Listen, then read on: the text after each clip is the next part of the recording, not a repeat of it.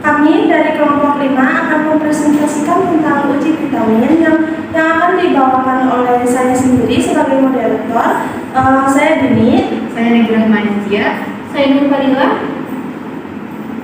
Langsung saja pembahasannya.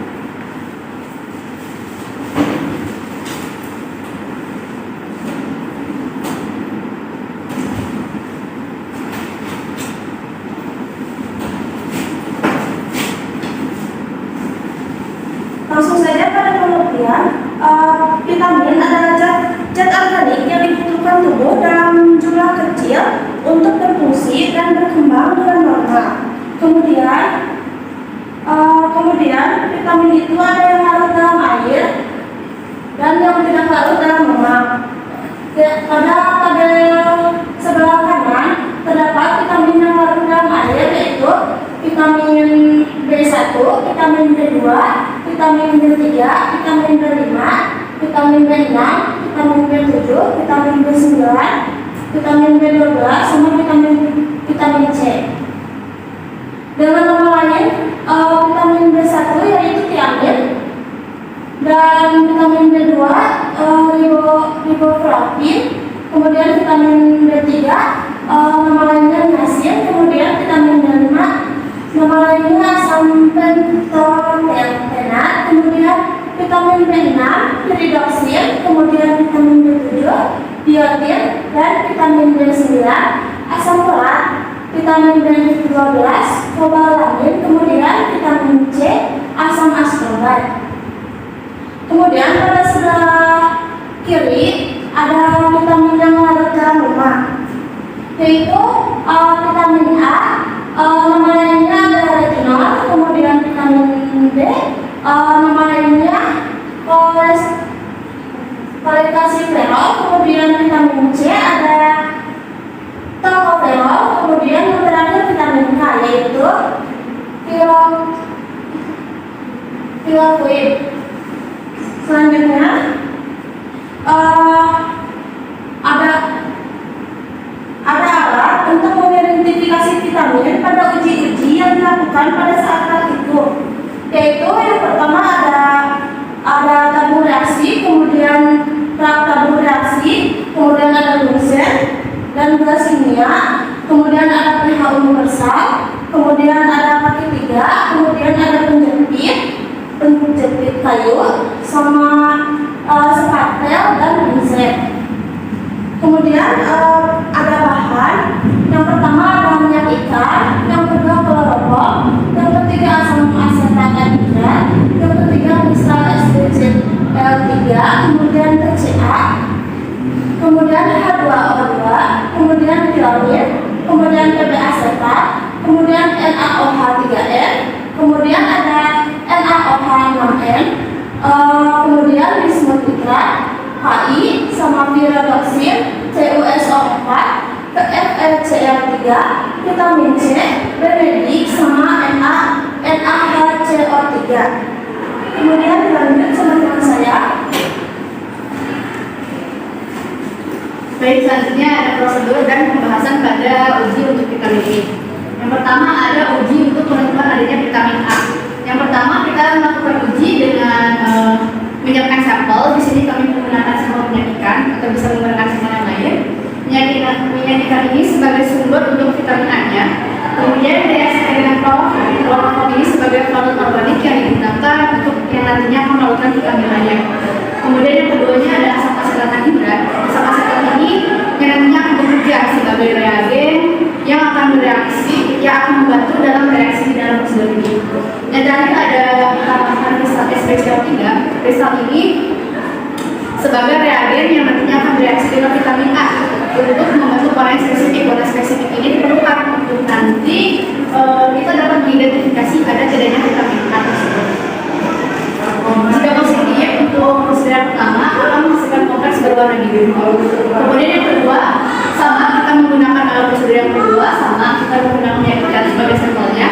Lalu kita menambahkan mengganti reaksinya dengan reaksi TCA dalam kloroform. Nah, reaksi TCA ini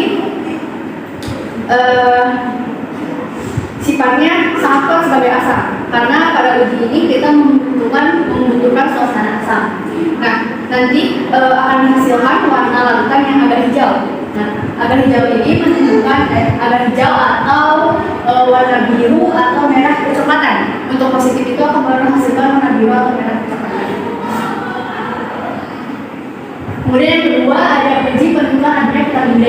Ini juga sama, kita menggunakan sampel yang ikan, kemudian ditambahkan dengan H2O2. H2O2 di sini berfungsi sebagai agen pengoksidasi yang nantinya akan membantu menghancurkan lemak dan membrana sel dalam sampel. Kemudian dipanaskan. Nah, dipanaskan ini agar larutan sampel tercampur rata dan reaksi berlangsung dengan baik. Kemudian didinginkan di bawah air keran. Didinginkan ini agar kita nanti akan bisa lebih mudah untuk melihat hasilnya yang ada pada prosedur ini. Nah, kemudian nanti setelah didinginkan kita akan ditambahkan dengan reaksi Carl-Preiss. Reaksi Carl-Preiss itu sama tadi seperti prosedur 1 pada uji penentuan adanya vitamin H.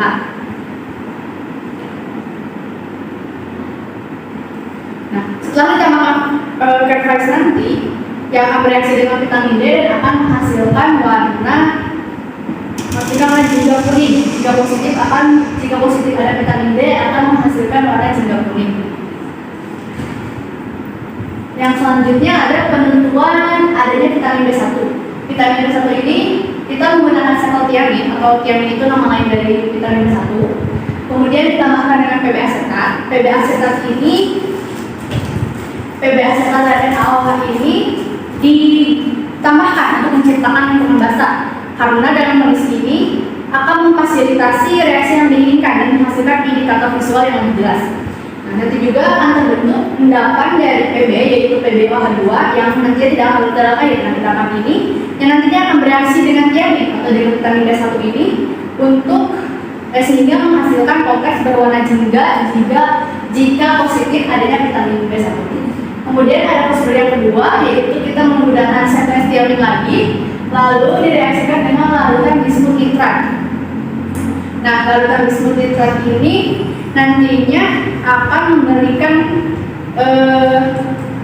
endapan berwarna jingga karena bismut ini bereaksi dengan KI yang nantinya juga akan bereaksi dengan larutan bismut. Jika positif akan menghasilkan endapan merah jingga.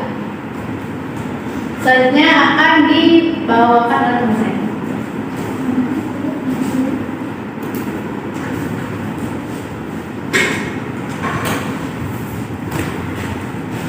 Baik, di sini ada uji penentuan adanya vitamin B6. Pada penentuan adanya vitamin B6 yaitu bertujuan untuk membuktikan adanya vitamin B6 dalam suatu sampel kualitatif, yaitu pada bagian A yaitu terdapat sampel 5 tetes piroxin, 2 tetes CuSO4 dan 10 tetes NaOH. Terjadinya pembentukan warna biru kompleks yaitu disebabkan oleh indikasi yang menunjukkan bahwa vitamin B6 dalam sampel yang diuji yaitu terdapat kompleks koordinasi antara C2+ dan gugus amina pada piridoksin dalam kondisi basah. Warna biru ini diindikasi bahwa vitamin B6 ada dalam sampel ujinya yang menunjukkan yaitu positif. Pada bagian B yaitu sampelnya yaitu ada 5 tetes piridoksin dan 2 tetes FeCl3. Warnanya yaitu berwarna jingga hingga merah. Hal ini disebabkan oleh sampel vitamin B6 yang seharusnya bereaksi dengan Fe3+ untuk membentuk kompleks kombinasi yang berwarna jingga hingga merah. Namun dalam prosedur ini terdapat positif adanya transisi elektron dalam stabil dengan piridoksin.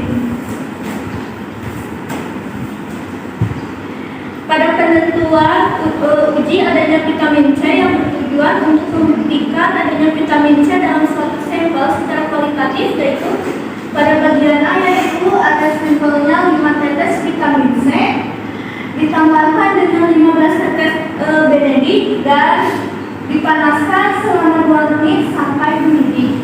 Hasilnya yaitu positif berwarna merah bata. Perubahan warna dari ungu dari hijau ke kuningan menjadi merah bata terjadi karena vitamin C asam askorbat mereduksi ion Cu2+ menjadi Cu yang kemudian membentuk endapan tembaga oksida berwarna merah bata. Perubahan ini menunjukkan positif keberadaan vitamin C dalam sampel. Lalu bisa dilihat pada bagian B yaitu 10 tetes vitamin C ditambahkan NaCO3 dan 2 tetes FeCl3. Terjadinya positif berwarna merah ungu. Hal ini adalah tanda yang jelas bahwa vitamin C dalam sampel yang diujikan ada, karena hanya senyawa yang dapat mereduksi Fe3+ menjadi Fe2+ yang akan menghasilkan warna ini.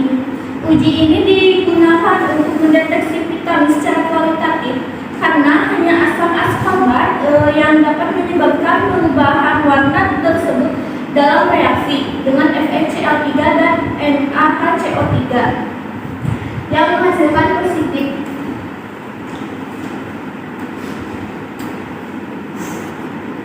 Baik, di sini terdapat kesimpulannya yaitu vitamin adalah zat yang tergolong sebagai mikronutrien yang penting untuk memenuhi kebutuhan macam-macam vitamin guna menghindari risiko terjadinya gangguan fungsi pada organ tubuh.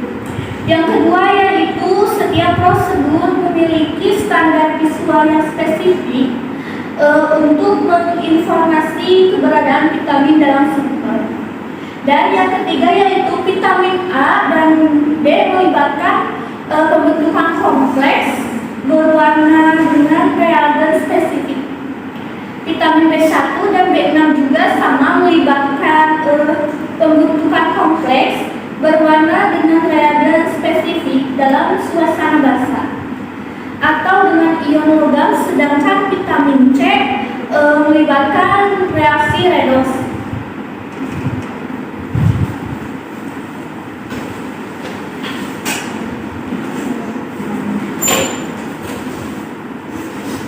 Sekian dari kelompok kami. Mohon maaf bila ada kesalahan.